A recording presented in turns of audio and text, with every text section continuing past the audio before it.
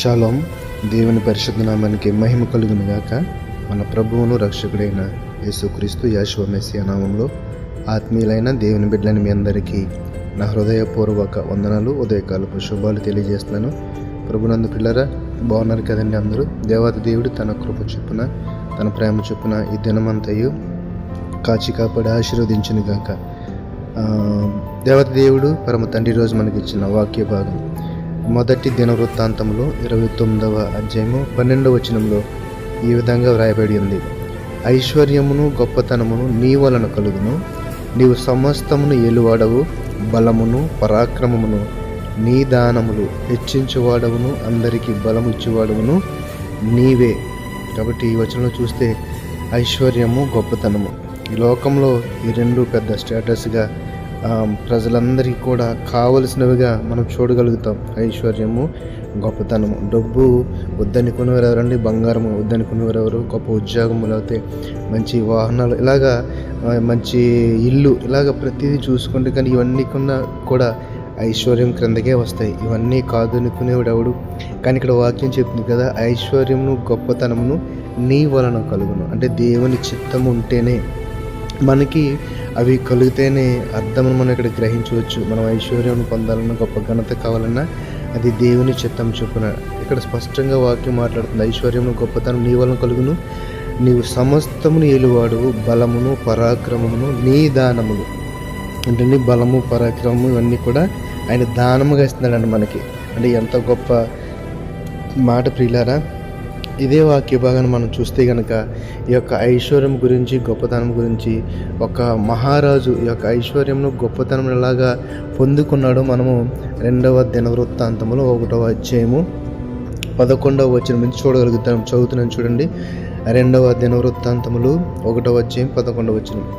అందుకు దేవుడు సొలొమోనుతో ఇలాగ సెలవిచ్చాను, నీవు ఈ ప్రకారము యోచించుకుని ఐశ్వర్యమునైనను సొమ్మునైనను ఘనతనైనను నీ శత్రువుల ప్రాణమునైనను దీర్ఘాయువునైనను అడుగక, నేను నిన్ను వారి మీదుగా రాజుగా నియమించిన ఈ జనులకు న్యాయము తీర్చుటకు తగిన జ్ఞానమును తెలివిని అడిగి ఉన్నావు. కాబట్టి జ్ఞానమును తెలివి నీకు ఇవ్వను, నీకన్నా ముందుగానున్న రాజులకైనను ఆ తర్వాత వచ్చే రాజులకైనను కలుగని ఐశ్వర్యము సొమ్ము ఘనత నీకు ఇచ్చేదనని చెప్పాను. ఎవరికండి? సొలొమోనుకి తండ్రి అయిన దేవుడు చెప్తున్న మాట.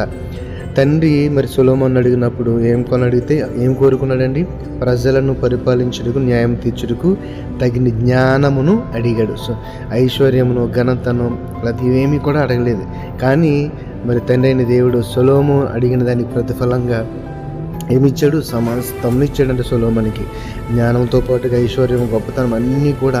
అంటే ఎంత ఐశ్వర్యం అంటే ఎంత ఆశీర్వాదం అంటే ఇంతకు మునుపటి కాలంలో ఏ రాజుకు కలిగిన ఘనత, ఇంతకు మునుపటి కాలంలో ఏ రాజుకు కలిగిన ఐశ్వర్యం, అంత గొప్ప స్థాయిలో సొలొమోను ఆశీర్వదించబడ్డాడు. ఇక్కడ కారణం మనం చూస్తే కనుక ప్రియులారా, దురాశ అనేది కనపడలేదేమో సొలొమోనులో అనిపిస్తుంది కదండి.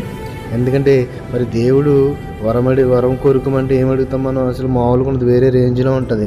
కానీ ఇక్కడ ప్రజలను పరిపాలించడానికి జ్ఞానాన్ని అడిగాడు. స్వార్థం ఆలోచించుకోకుండా ప్రజలకు మేలు చేయాలనే తపన సొలొమోనులో కనిపించింది. కాబట్టి ఆ దురాశను విడనాడాడు. కాబట్టి దానికి ప్రతిఫలంగా గొప్ప ఐశ్వర్యమును, గొప్ప మేలును మరి ఇక్కడ ఈ యొక్క రాజైన సొలొమోను పొందినట్లుగా మనము చూడగలుగుతున్నాం. కాబట్టి ప్రియులారా, దురాశ దుఃఖానికి చేటు. కాబట్టి ఇప్పుడు దురాశ అనేది మన హృదయంలో ఉండకూడదు. ఇక్కడ వాక్యం ద్వారా ఈరోజు నేర్చుకోవాల్సింది అదే. మనం ఐశ్వర్యం పొందాలన్నా, ఘనతను పొందాలన్నా దేవుని చిత్తం ఉండాలి. మనం దురాశ పడినంతరాన్ని, అన్యాయంగా ప్రవర్తించినంతరాన్ని, ఎదురుల మీద అన్యాయంగా ప్రవర్తించి దురాశకి వెళ్ళి దొంగతనము లేకపోతే వేరే వాళ్ళ ఆస్తులను ఆశించడం చేస్తే కనుక అది మనకి ఆశీర్వాదం కాదు, దేవుని చిత్తము ఖచ్చితంగా ఉండవలసిందే.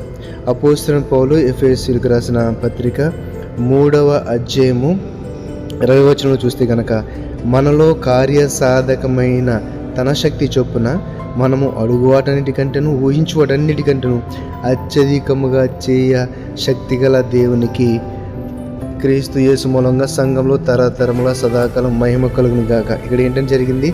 మనలో కార్యసాధకమైన తన శక్తి చొప్పున, మనలో ఏముంది? కార్యసాధకమైన తన శక్తి చొప్పున మనము అడుగువాటన్నిటికంటే ఊహించువాటన్నిటికంటేను అత్యధికంగా చేయగల సమర్థుడు మన దేవుడు.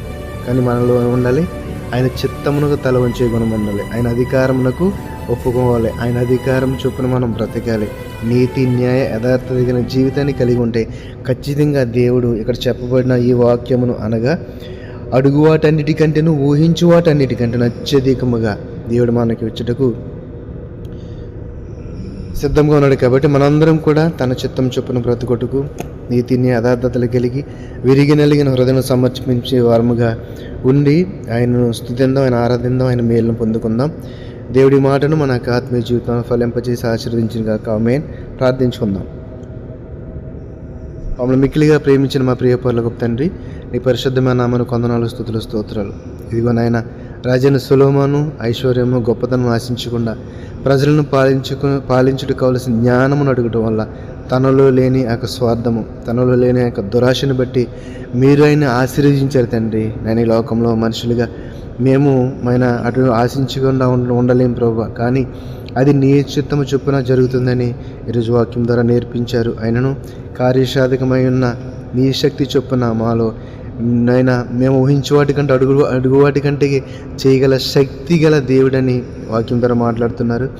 నాయన, ఈ వాక్యం అంటున్న బిడ్డలు ఎవరైతే ఆర్థిక సమస్యల చేత ఇబ్బంది పడుతున్నారో, అనారోగ్య సమస్యల చేత ఇబ్బంది పడుతున్నారో, గృహాల్లో సమాధానం లేకుండా ఇబ్బంది పడుతున్నారు, అందరినీ ప్రభావ జ్ఞాపకం ఉంచుకున్నారు. కన్నీటిని తుడిచి కన్నీటిని సంతోషముగా మార్చి ఆనందంగా మార్చి ఆయన సంఘంలో సాక్షిగా నిలబెట్టుకోమని విన్న వాక్యమును మా హృదయములలో ఫలింపచేసి ఆశీర్వదించమని నజరేయుడైన యేసుక్రీస్తు యెహోవా మెస్సీయ నామములో ప్రార్థన వేడుకొనుచున్నాము తండ్రి.